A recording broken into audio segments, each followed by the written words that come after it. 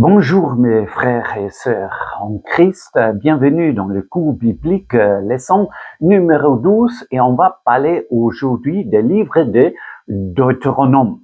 Je vais tout de suite expliquer pourquoi les livres de Deutéronome, c'est un livre très spécial et très important, pas seulement pour nous les chrétiens bien sûr.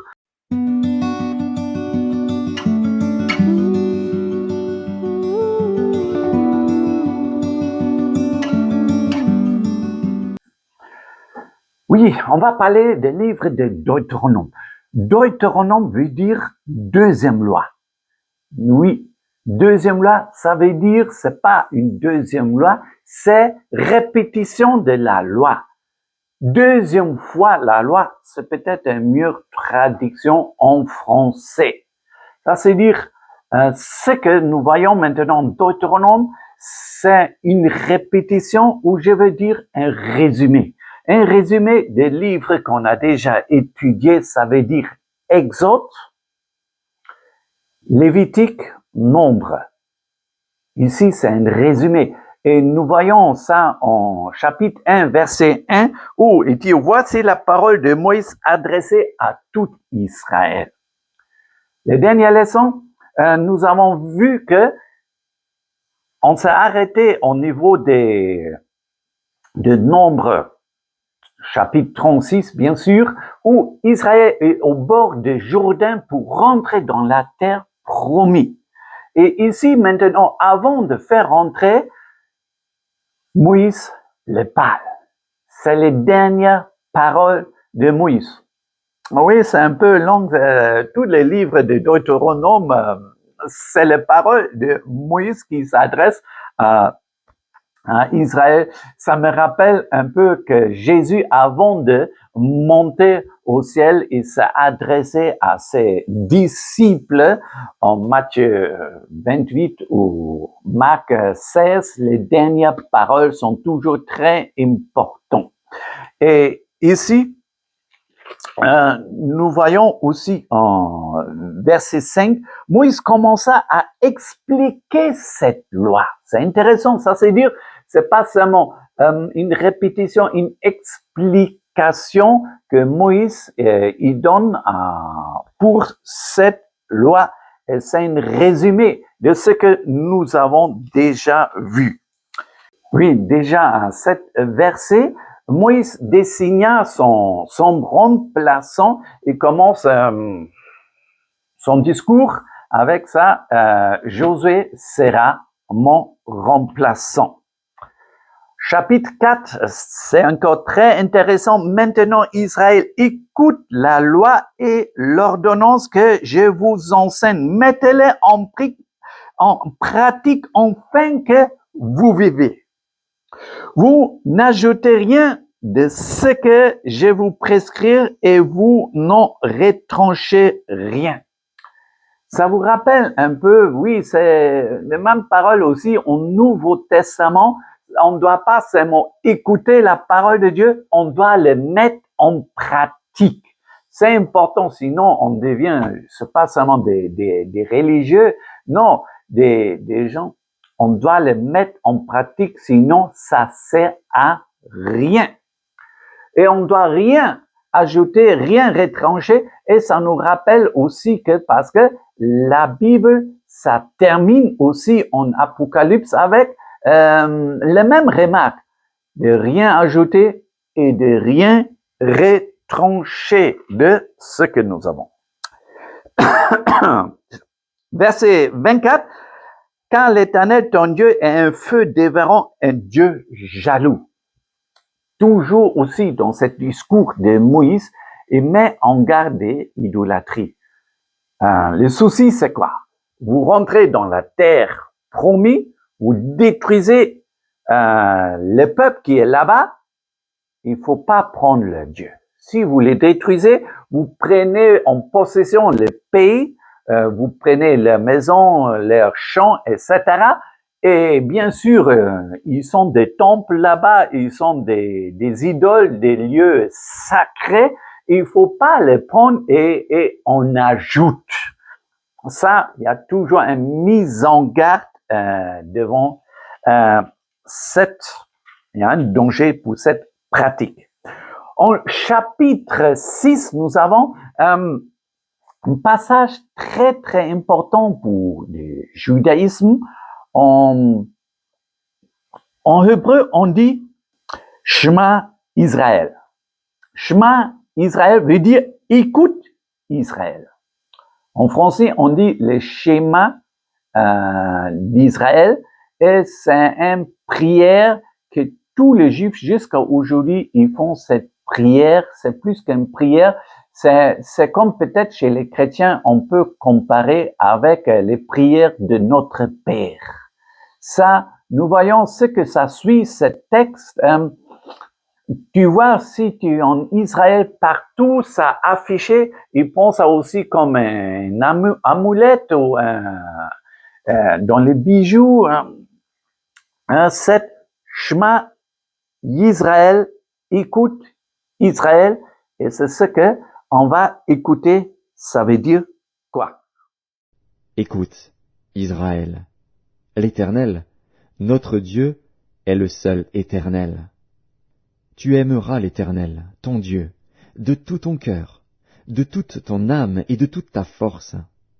Et ces commandements, que je te donne aujourd'hui, seront dans ton cœur. Tu les inculqueras à tes enfants, et tu en parleras quand tu seras dans ta maison, quand tu iras en voyage, quand tu te coucheras et quand tu te lèveras. Tu les liras comme un signe sur tes mains, et ils seront comme des frontaux entre tes yeux. Tu les écriras sur les poteaux de ta maison et sur tes portes. Tu aimeras l'Éternel ton Dieu de tout ton cœur, de toute ton âme et de toute ta force.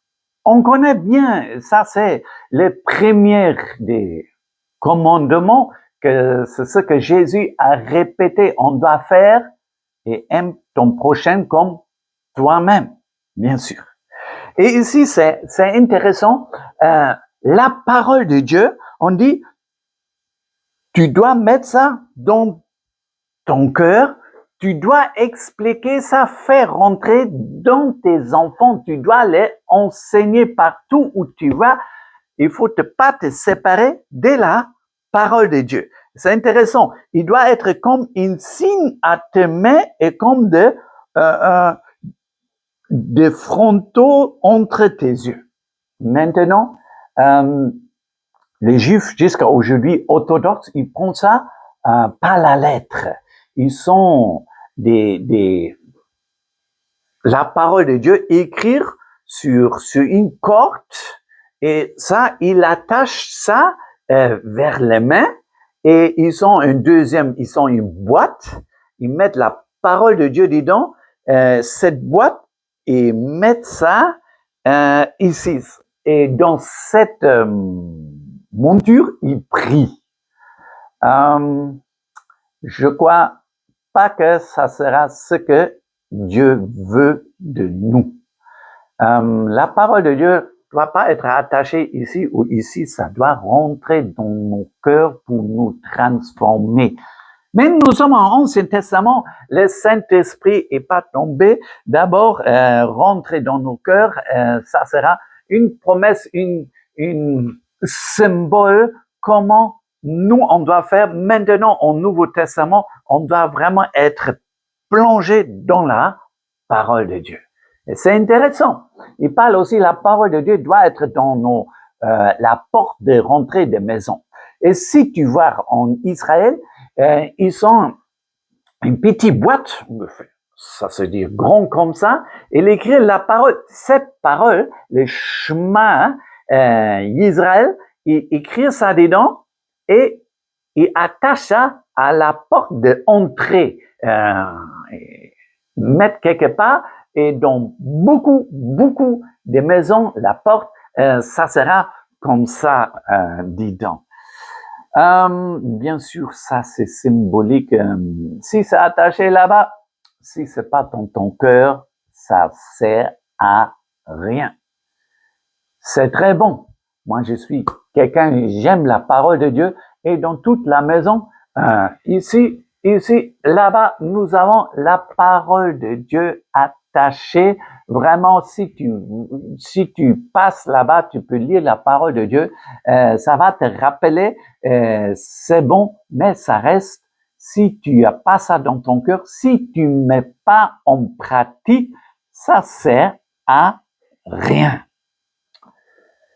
En Deutéronome, on répète tous les lois commencées par les 10 commandements. Moïse rappelle, hey, Dieu a fait une alliance avec vous dans le mont Horeb. Si vous rentrez dans la terre promise, faites ça et ça et ça.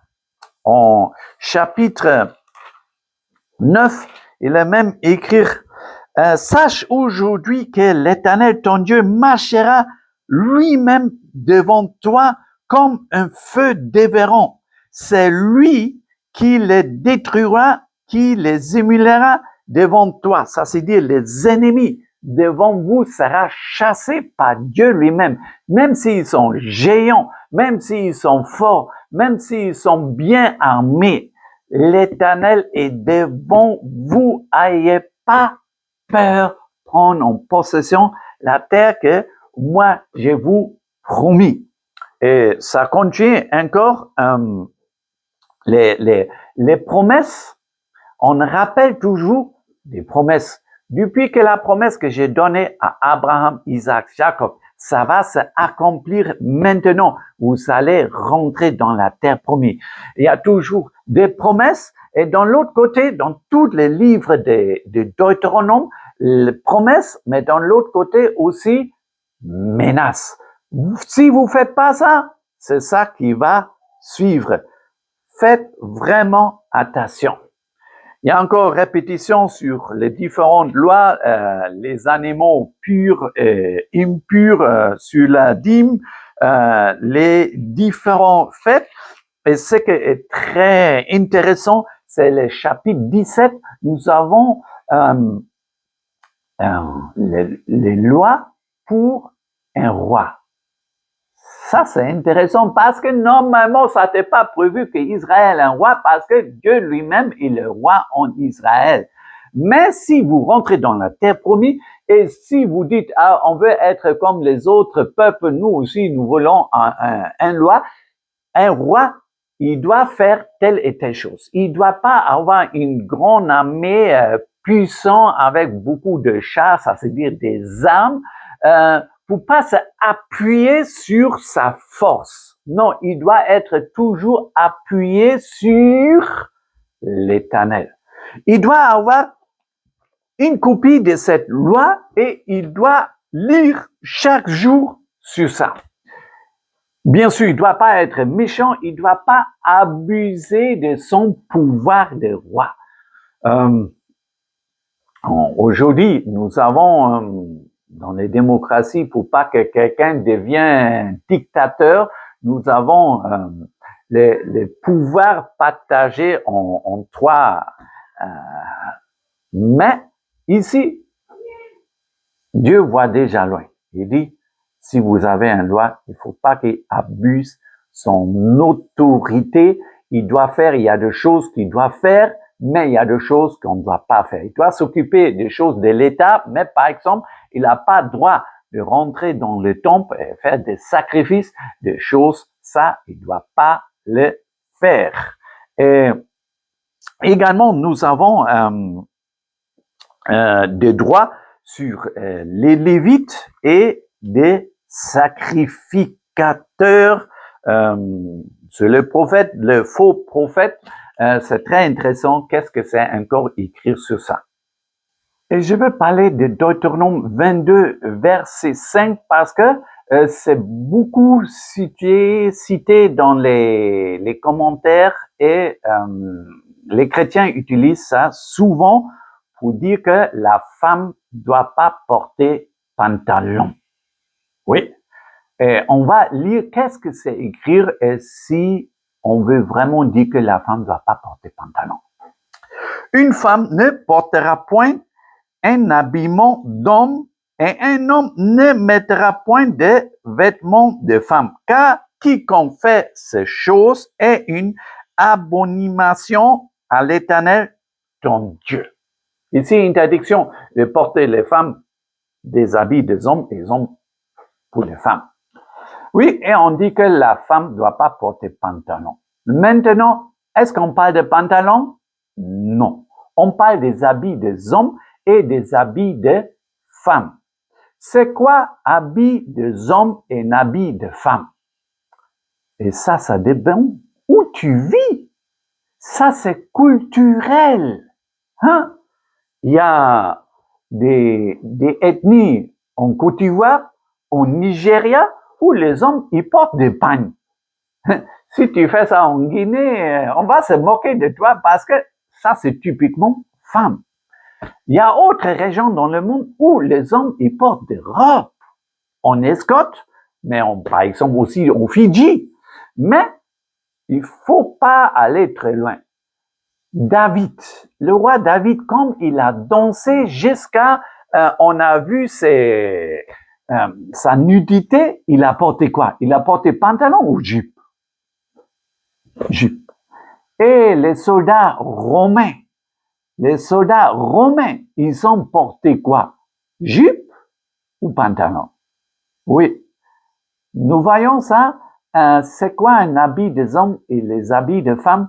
Ça peut changer dans l'histoire selon où tu habites, etc. Je peux vous donner encore beaucoup des exemples dans ça. Je crois dans notre culture, il y a des pantalons pour femmes. Même s'il y a 100 ans, ça n'a pas existé. Aujourd'hui, ça existe. On ne peut pas dire le pantalon est exclusivement pour les hommes. Mais je crois ce que ça veut dire ici, pourquoi un homme doit porter pantalon pour une femme ou femme pour homme. Ça devient encore autre chose ici. Dieu veut nous dire de pas mélanger. Faut être clair. Tu es homme, tu dois habiller comme homme. Tu es femme, tu dois habiller comme femme. Par exemple, dans notre culture, les hommes, ils portent pas les vernis, c'est ça, ou porter les tresses. Bon, ça aussi, c'est en train de changer. Je vois quelques footballeurs africains, ils se tressent. Mais vraiment, on doit être clair, on doit distinguer c'est quoi un homme ou c'est quoi une femme. Et ça, surtout en Europe, c'est en train de se mélanger. Et ça, vraiment, Dieu est pas dans ça. Vraiment, on doit distinguer c'est quoi un homme et c'est quoi une femme. Il faut pas qu'un homme, il se déguise en femme ou le renverse. Ça, c'est ça vraiment, cette verset veut dire. Mais, comme nous sommes en Deutéronome 22, souvent les gens qui disent « Ah, regarde, il est écrit ». Elle dit « Oui, il est écrit ». Tu as cité Deutéronome 22, verset 5. Mais il y a un seul loi, il y a 613 lois dans le Torah, dans l'Ancien Testament. Et toi, tu as pris un et dit « Ça, le seul loi là, et tous les autres lois. » On doit aussi respecter en tant que chrétien. Toi, tu prends seulement une seule loi, ce que tu connais, ce que ça t'arrange, et les autres, tu laisses tomber. On va voir encore les autres lois ici en chapitre 22, mais on va les pas prendre en la lettre, on va les interpréter. Qu'est-ce que ça veut dire? Et c'est important que on interprète les textes des lois à partir du Nouveau Testament, que nous sommes libérés de la loi. On va pas suivre la loi. Ça veut pas dire que la loi n'existe plus, mais on doit comprendre pourquoi Dieu a écrit. Le verset 6 et 7. Si tu rencontres dans ton chemin un nid d'oiseau sur un arbre ou sur la terre avec des petits ou des œufs et la mère couchée sur les petits ou sur les œufs, tu ne prendras pas la mère et les petits. Tu laisseras aller la mère et tu ne prendras que les petits, afin que tu sois heureux et que tu prolonges tes jours. Intéressant. Il y a une promesse ici, n'est-ce pas? Hein, ça veut dire pour que tu seras heureux et tu as une longue vie. Tu dois pas faire quoi? Si tu vas rencontrer un nid avec tombé de l'arbre avec un oiseau sur ça, maintenant, il y a beaucoup d'Africains que moi je connais, s'ils voient ça, ils vont dire, Dieu m'a béni, je vais bien manger aujourd'hui. Et en réalité, c'est pas tellement pratique. Est-ce que le oiseau, il va pas quitter? Tu peux l'attraper comme ça? Je crois ici, avec cette loi, Dieu veut nous dire quelque chose. On doit veiller même sur nos animaux sauvages. Si tu les tues, la mère, avec les enfants, demain, tu vas manger quoi? Et ça, le écologiste actuellement, il dit on doit protéger la nature. Il y a des régions en Guinée, la forêt, il n'y en a plus des animaux sauvages. On a tout bouffé jusqu'à il n'y en a plus rien. Est-ce que ça c'est bon? Non. On doit veiller. Tu dois seulement manger une certaine quantité pour que les restes ils peuvent se reproduire. Comme ça, tu as une bonne chose, tu seras heureux, tu as une longue vie et tu peux manger en tout moment de génération en génération. Mais si il vient, on bouffe tout, grand, petit, ça sera comment? Actuellement, beaucoup des eaux de la mer, il y a des grands bateaux de pêche chinois qui viennent et on enlève tous, surtout en Afrique, et les petits pêcheurs artisanaux de l'Afrique, ils ne trouvent plus un poisson. Voilà, c'est juste pour cela, il y a la loi pour dire, attention, même les animaux sauvages, prenez pas tout. En tout moment, veillez. C'est un de ces lois expliquer ça. On va continuer encore d'expliquer la loi, les versets. Tu ne sèmeras point dans ta vigne diverses semences, de peur que tu ne jouisses ni du produit de ce que tu auras semé, ni du produit de la vigne. Tu ne laboureras point avec un bœuf et un âne attelés ensemble. Tu ne porteras point un vêtement tissé de diverses espèces de fils, de laine et de lin réunis ensemble. Ici, c'est encore intéressant. Est-ce qu'on peut labourer avec un bœuf et un âne ensemble? Non, ça sera bizarre. Mais les trois exemples ici, c'est pas semer deux semences, labourer avec un bœuf et un âne, et pas porter des habits de couleurs différentes. Vraiment, je crois que Dieu veut nous dire quelque chose, de pas mélanger. De pas mélanger. Les trois lois ici disent toujours pas mélanger. Mais, réfléchissez, qu'est-ce que vraiment Dieu veut pas qu'on mélange? Dans toute la Bible, qu'est-ce que Dieu veut pas qu'on mélange? Dieu veut pas qu'on mélange notre foi que nous avons en Jésus-Christ avec une tradition païenne. Qu'on fait un peu idolâtrie, oui, je crois en Jésus, mais je fais encore des sacrifices, ou j'ai encore des talismans, ou je fais encore des grilleries, des protections, etc. Mais dans tout ça, je suis chrétien. De pas mélanger. Soit tu es chrétien, soit tu es païen. Il y a bien dit, depuis quand vous boitez de deux côtés? Si vous êtes l'Éternel, soit avec l'Éternel, si vous êtes avec Baal, soit avec Baal, et le peuple a répondu rien. Ça, c'est dire, on est un peu là-bas, on est un peu ici. Ça, Dieu veut pas ça. Jésus a expliqué ça. Si tu es chaud ou froid, mais comme tu es tiède, vraiment, je vais te vomir. Comment tu gagnes l'eau tiède si tu prends l'eau chaude, l'eau froide et on mélange. L'eau tiède, c'est un mélange entre les deux. Dieu veut pas que tu mélanges. C'est ça que veut dire.